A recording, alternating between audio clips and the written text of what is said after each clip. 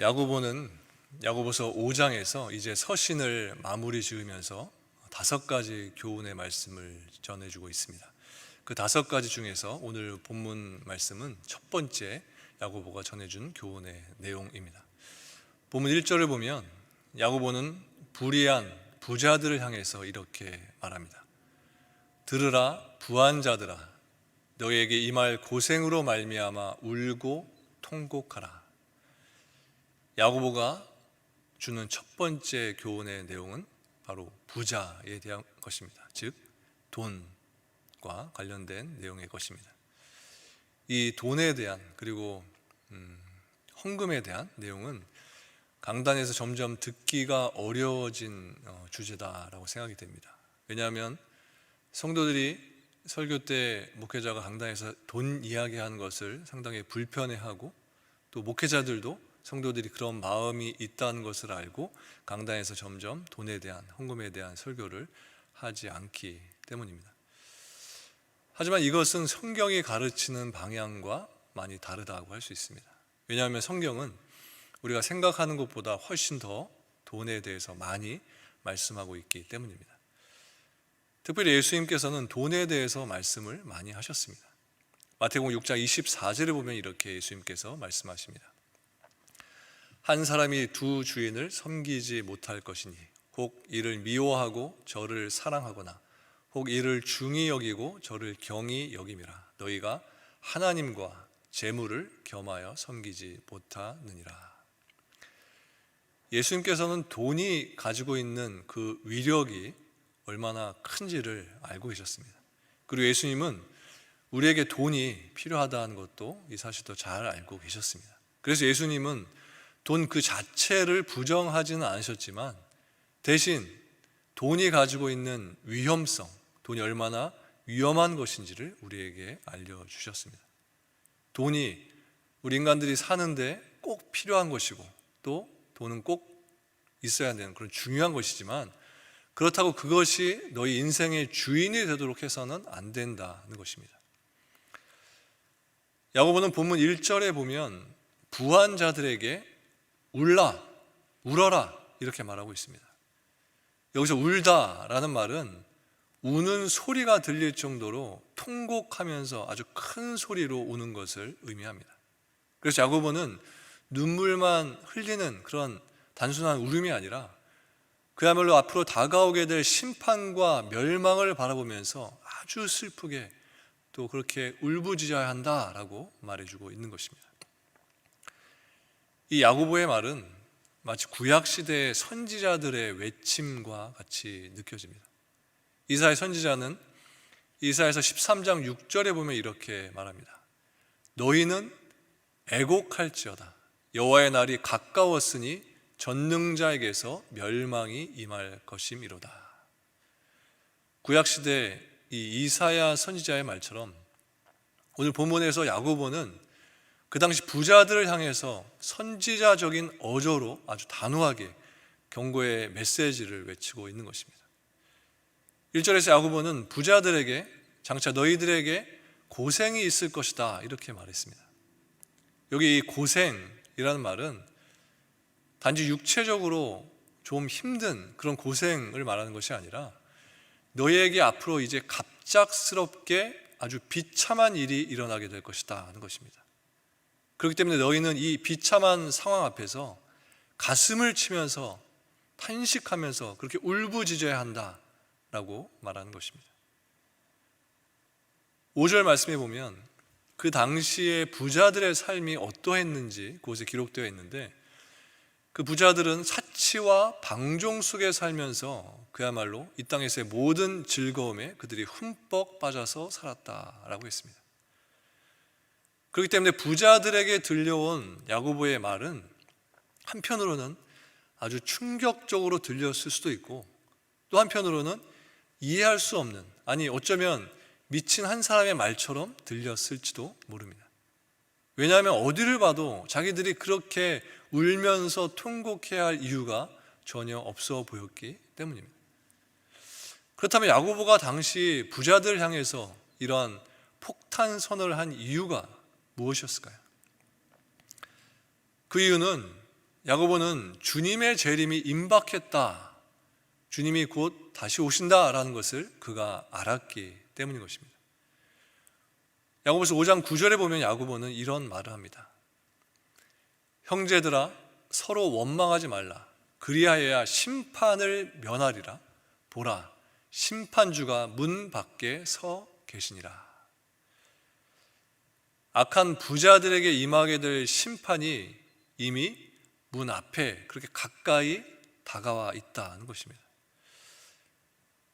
여러분, 우리는 이 말씀을 단지 당시의 부자들을 향해서 주신 말씀으로만 봐서는 안 됩니다. 고린도후서 5장 10절 말씀에 보면 이렇게 기록되어 있습니다. 우리가 다 반드시 그리스도의 심판대 앞에 나타나게 되어 각각 선악간에 그 몸으로 행한 것을 따라 받으려 함이라. 여기 이 말씀대로 본다면 오늘 본문 1절 말씀에 들으라 부한자들아 라는 이 말씀은 곧 들으라 이 땅의 모든 자들아 라는 말씀인 것입니다. 야고보는 이 땅의 모든 사람들을 향해서 외치고 있는 것입니다. 즉, 이 세상에서 단 한 사람도 예외가 없이 모든 사람들은 최후의 날에 다 하나님의 심판대 앞에 서게 된다는 것입니다. 그렇기 때문에 우리 성도들은 오늘 본문 말씀을 대하면서 나는 부한자가 아니니까, 나는 부자가 아니니까 괜찮아, 이건 야고보가 부자들에게 하는 이야기니까 나는 전혀 상관이 없는 말씀이구나, 이렇게 대해서는 안 된다는 것입니다. 만약 이렇게 생각하면서 오늘 말씀을 대한다면 이 본문 말씀은 전혀 우리들과는 상관이 없는 말씀이 되는 것입니다. 하지만 결국 그렇지 않다는 것입니다. 본문 2절과 3절 앞부분까지의 말씀을 보겠습니다. 너희 재물은 썩었고 너희 옷은 좀 먹었으며 너희 금과 은은 녹이 슬었으니. 야고보는 재물이 썩었고 옷이 좀 먹었고 금과 은이 녹이 슬었다라고 이렇게 표현하고 있습니다. 여기서 야고보가 재물이 썩었다라고 말하는 것은 창고에 쌓여져 있는 곡식들이 썩었다는 것입니다.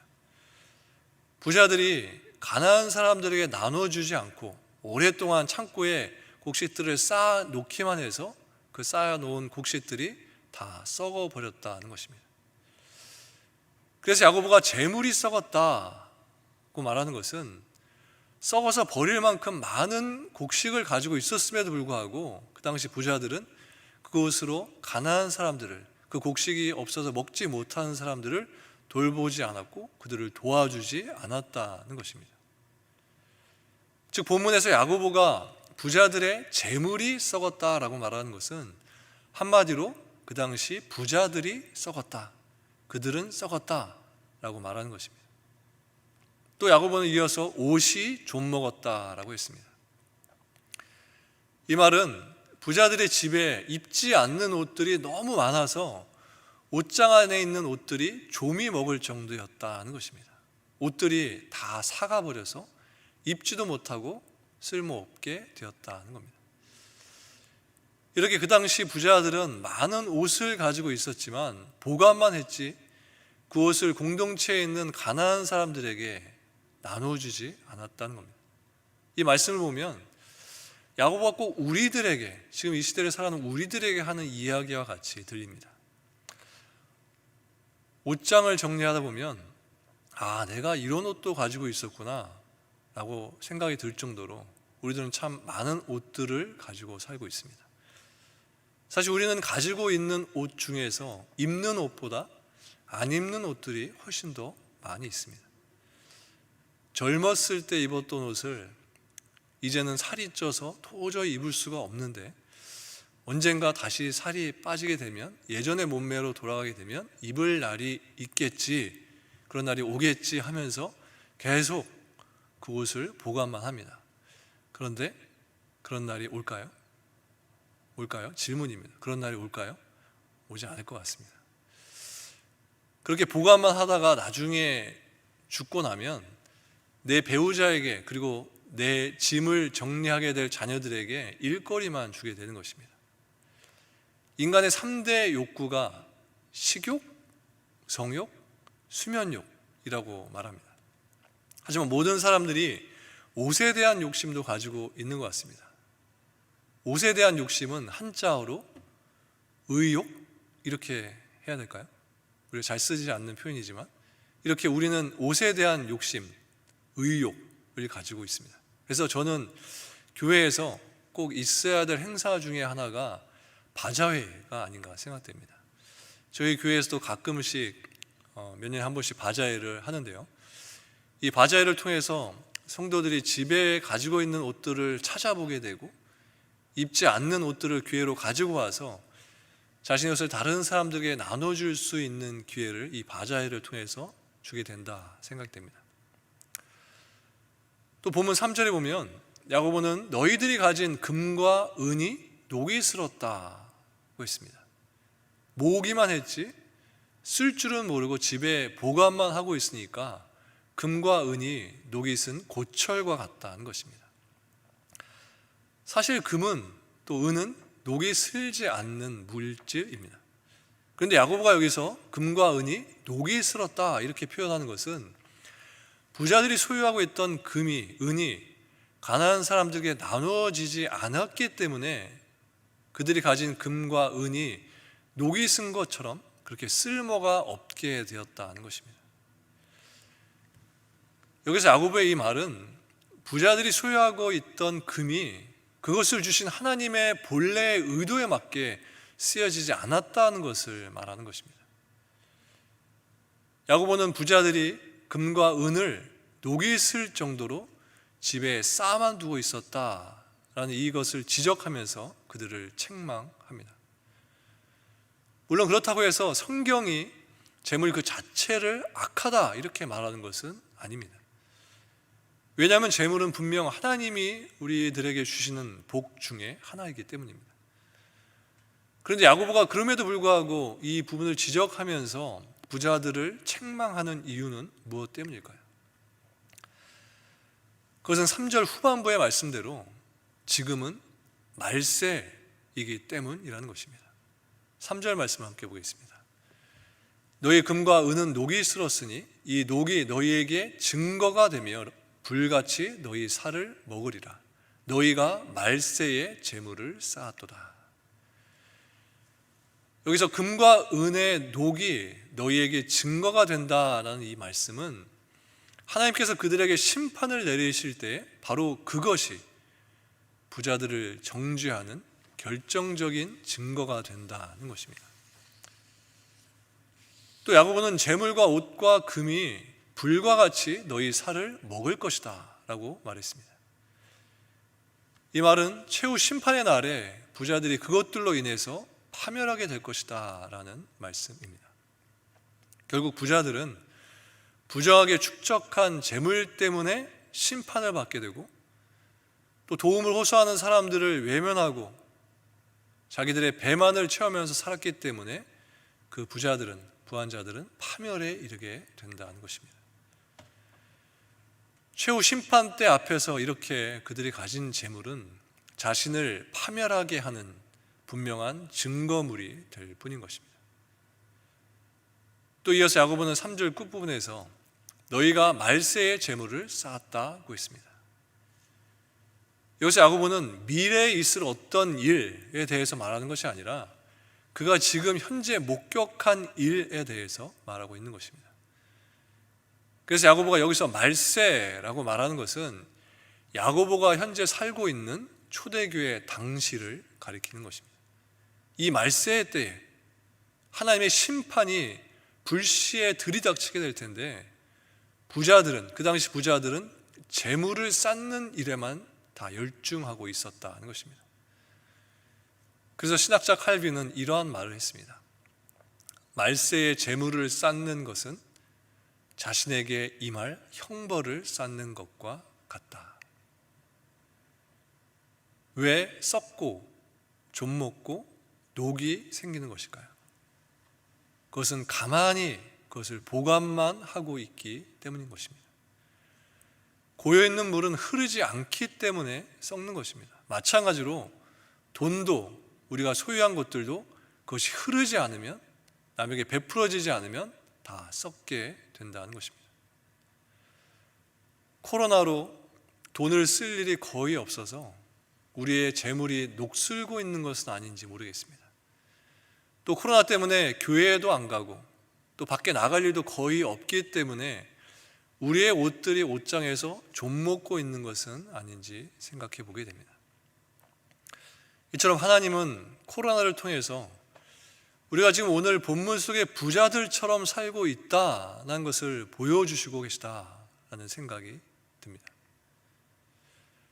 누가복음 12장의 어리석은 부자의 비유 말씀을 보면 부자는 밭에 소출이 풍성하게 되자 이런 말을 합니다.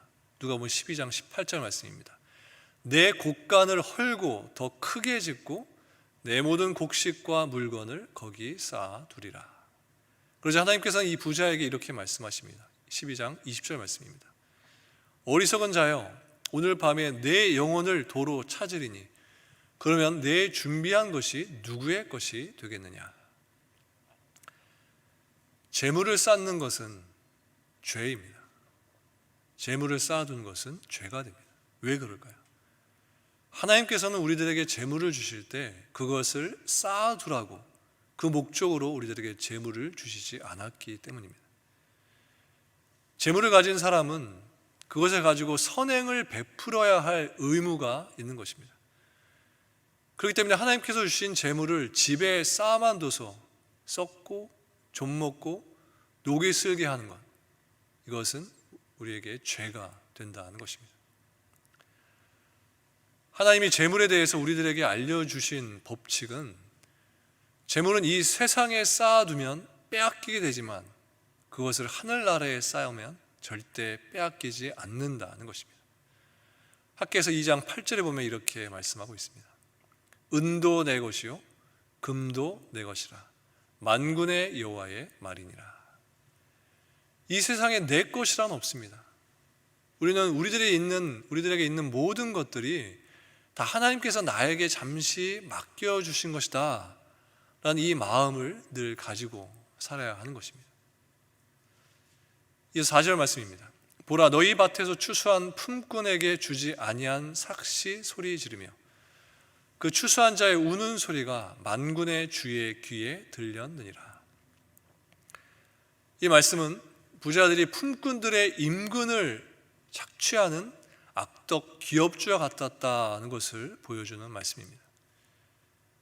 부자들은 바쁜 추수 때 가난한 품꾼들을 고용해서 그들에게 일을 시킨 뒤에 그들에게 당연히 지불해야 될 임금을 주지 않고 그 돈을 착취했던 것입니다. 이 말씀을 보면 구약의 모세의 법이 생각이 납니다. 레위기 19장 13절에 이렇게 말씀합니다. 너는 내 이웃을 억압하지 말며 착취하지 말며 품꾼의 삭슬 아침까지 밤새도록 내게 두지 말며. 또 신명기 24장 14절과 15절 말씀에 이렇게 기록하고 있습니다. 공궁하고 비난한 품꾼은 너희 형제든지 내 땅 성문 안에 우거하는 객이든지 그를 학대하지 말며 그 품삯을 당일에 주고 해진 후까지 미루지 말라. 이는 그가 가난함으로 그 품삯을 간절히 바람이라. 그가 너를 여호와께 호소하지 않게 하라. 그렇지 않으면 그것이 내게 죄가 될 것임이라.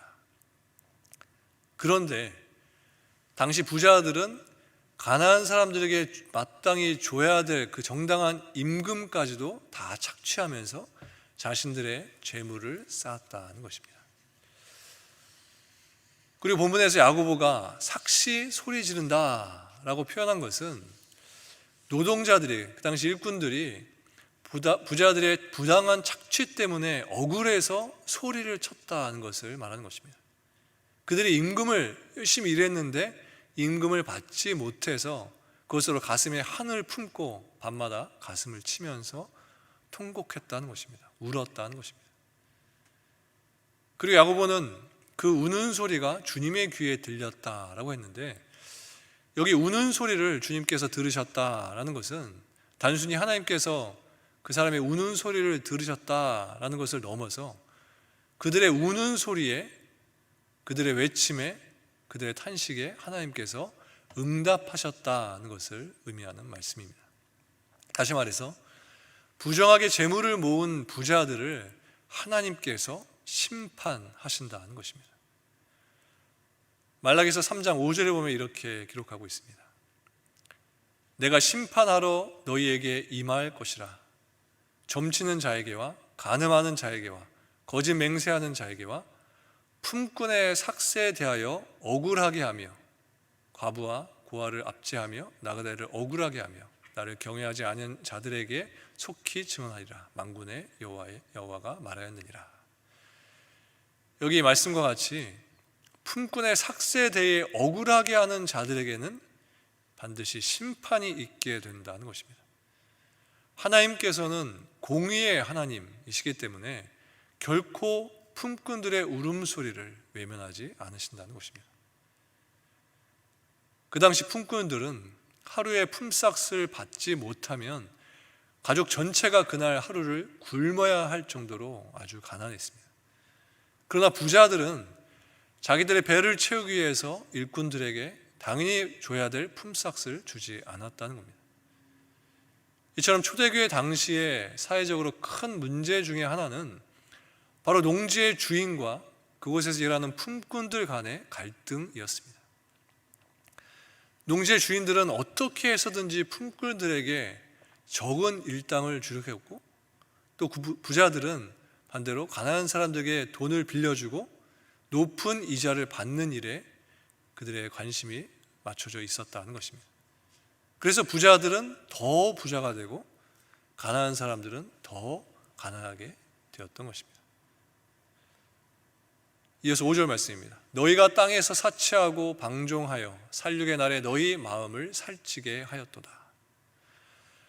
하루하루 생존을 위해 일하는 노동자들은 품삯을 착취당해서 살 길이 막막한 그런 상황 가운데 있는데, 그것과는 대조적으로 부자들은 사치와 쾌락에 빠져서 살았다는 것입니다. 즉 부자들은 재물을 모으는 그 과정도 옳지 못했지만 그 모은 재물을 사용하는 데 있어서도 그것을 오직 자기들의 향락을 위해서만 그렇게 잘못 사용했다는 것입니다. 디모데전서 6장 10절에 보면 돈을 사랑하는 것은 일만 악의 뿌리다, 이렇게 경고할 만큼 돈은 위험한 것이기도 합니다. 돈은 분명 우리들에게 필요한 것이지만 때론 이것이 우리를 해치는 흉기가 될 수도 있다는 것입니다. 디모데후서 3장 1절부터 4절에 보면 이렇게 말씀하고 있습니다. 너는 이것을 알라. 말세에 고통하는 때가 이르러 사람들이 자기를 사랑하며 돈을 사랑하며 자랑하며 교만하며 비방하며 부모를 거역하며 감사하지 아니하며 거룩하지 아니하며 무정하며 원통함을 풀지 아니하며 모함하며 절제하지 못하며 사나우며 선한 것을 좋아하지 아니하며 배신하며 조급하며 자만하며 쾌락을 사랑하기를 하나님 사랑하는 것보다 더하니라. 이처럼 말세가 마지막 때가 가까울수록 사람들이 돈을, 재물을 더 사랑하게 된다는 것입니다. 또 야고보는 5절 뒷부분에서 살육의 날에 너희 마음을 살찌게 하였도다 라고 말합니다. 여기서 마음이 살쪘다는 것은 세상의 재물과 쾌락에 빠져서 죄를 지으면서도 죄를 대해서, 자기가 짓는 죄에 대해서 무감각해졌다는 것을 말하는 것입니다.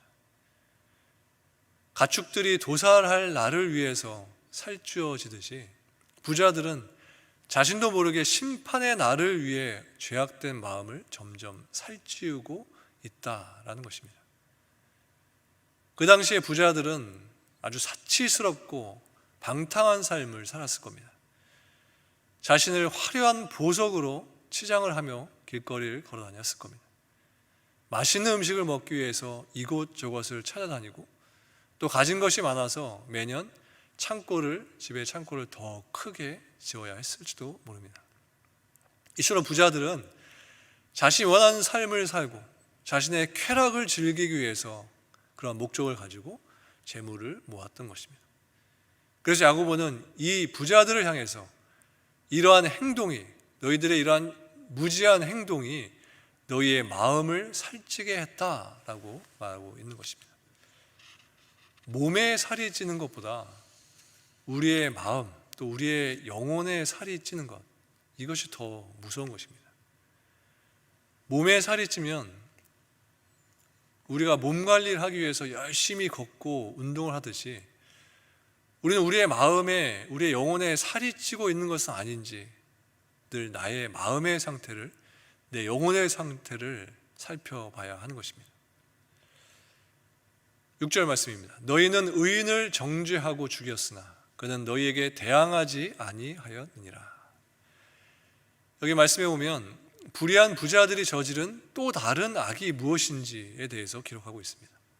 곧 부자들은 의인들을 정죄하고 그들을 죽였다는 것입니다.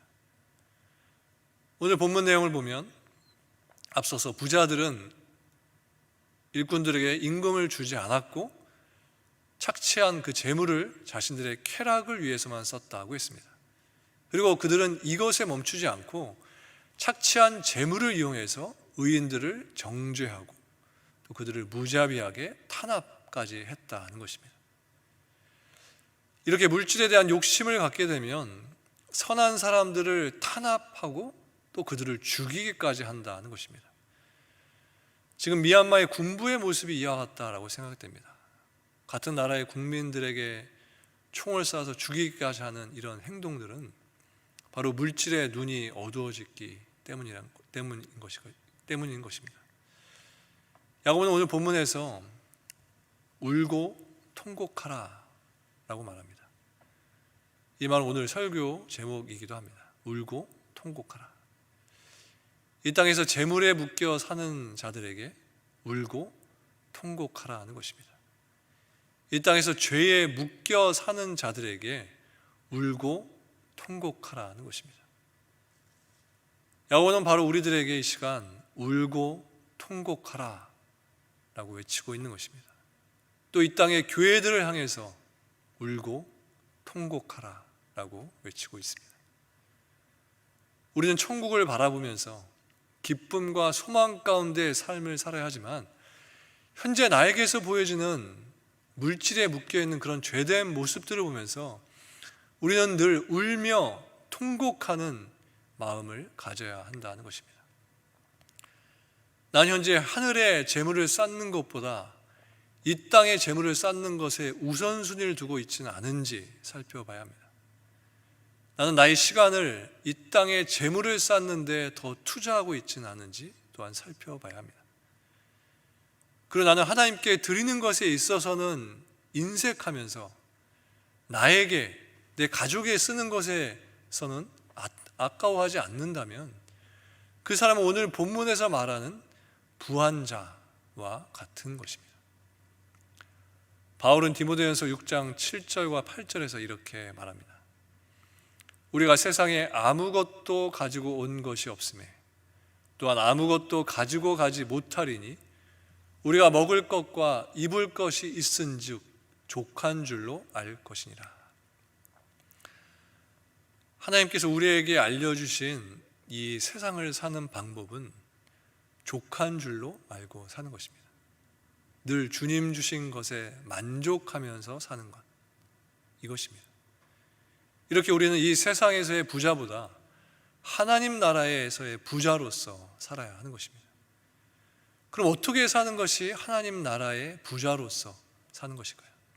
천국의 부자로서 복음을 위해 필요한 재물을 구하고 복음을 위해 재물을 사용하는 것, 이것이 진정 이 땅에서 영적인 부자로 사는 것입니다. 우리 성도들은 아무리 내 돈이라고 해도 함부로 그것을 사치하거나 또 낭비해서는 안 됩니다. 그리고 우리는 나보다 어려운 처지에 있는 사람들을 생각해야 하고 또 늘 그들을 위해서 기도를 할 뿐만 아니라 그들을 도우며 살아야 하는 것입니다. 그렇게 할 때 우리들은 하나님께서 우리에게 맡겨주신 재물을 하나님의 뜻대로 잘 선용하는 것이 되는 것입니다. 그리고 이렇게 하는 것이야말로 우리가 하늘의 보물을 쌓는 일이 되는 것입니다. 우리 성도들은 예수님께서 이 세상에 다시 오신다는 것을 믿는 사람들입니다. 그리고 우리는 예수님께서 이 세상에 다시 오실 때 모두 주님 앞에 서게 될 것입니다. 그때 우리들은 이 땅에서 한 일들을 모두 자백하게 될 텐데, 그 자리에서 예수님께 어떤 사람이 가장 복된 사람이겠습니까? 그 사람은 바로 이 땅에 사는 동안 하나님의 뜻대로 순종한 사람인 것입니다. 왜냐하면 그 사람은 이 땅에 보물을 쌓지 않고 하늘의 보물을 쌓았기 때문입니다. 그러므로 그동안 하늘에 쌓인 보물이 그 사람의 인생을 대신 말해주는 것입니다.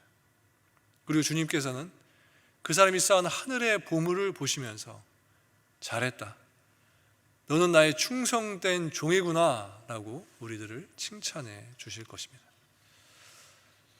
참된 부자는 돈이 많은 사람이 아니라 매사에 하나님의 뜻대로 행하는 사람입니다.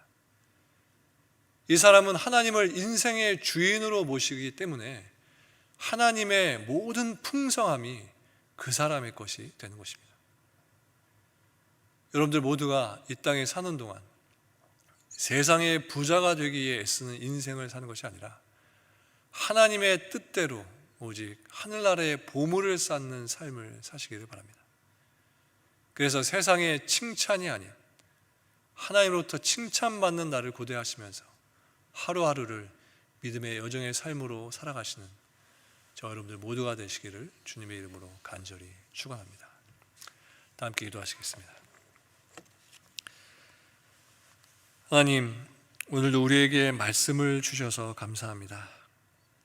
야고보 사도가 말한 것과 같이 이 땅에 살면서 나의 쾌락을 위해서만 사는 부한자들로 살지 않게 해주옵소서. 주님 주신 재물을 오직 주님의 영광을 위해 사용하는 저희들 되게 해주셔서 우리의 재물을 이 땅에 쌓지 않고 하늘에 쌓는 참된 성도로서의 삶을 살아가는 저희 모두가 되게 해주옵소서. 울고 통곡하라, 이 야고보의 외침과 같이 내 삶의 모습을 늘 돌아보면서 나에게 보여주는 죄된 것들로 인해서 울고 통곡하는 우리들 되게 해주옵소서. 그래서 통곡 속에서 주님의 뜻을 분별하며 올바른 신앙의 길로 나아가는 우리 모두 될 수 있도록 함께 해주시옵소서. 감사드리며 예수님의 이름으로 기도합니다. 아멘. 지금 우리 주 예수 그리스도의 은혜와 하나님 아버지의 크신 사랑과 성령의 감동 감화 충만케 하심이 오늘 말씀을 통해서 이 땅에서의 부자가 아닌 하늘나라의 부자로서 살기를 소망하는 모든 성도들 가운데 지금부터 영원토록 함께 하시기를 간절히 축원하옵나이다. 아멘.